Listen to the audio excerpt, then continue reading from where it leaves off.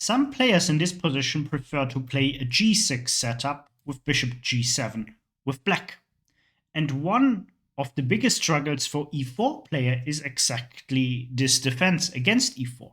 Because usually the game develops with knight c3, g6, now let's say knight to f3, bishop to g7, and now black gets a very dynamic position and things are very complicated.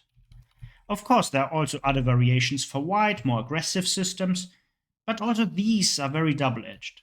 So therefore, my proposed solution to this is simply bishop to d3. We protect the pawn on e4 with our bishop, and if g6 happens, we do not play knight c3. We just go knight f3, bishop to g7, white castles, black castles.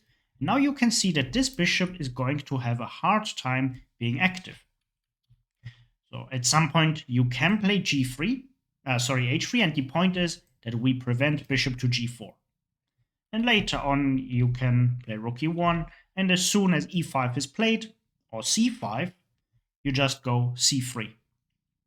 Oh, c5, of course, in another variations such as here, you just go pawn c3, and with the same outcome basically.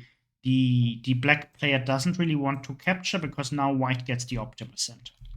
And this system is very flexible. Actually, you can also play this against the modern if black simply goes g6 immediately. Then you play d4, bishop g7, knight f3, and after d6, you can play pawn to c3, and if knight f6 happens, you play bishop to d3.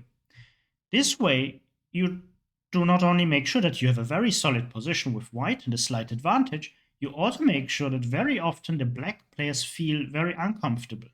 Because usually someone going for this setup with black is trying to play very aggressively and dynamically. But here, to some extent, you take out the dynamics of the position.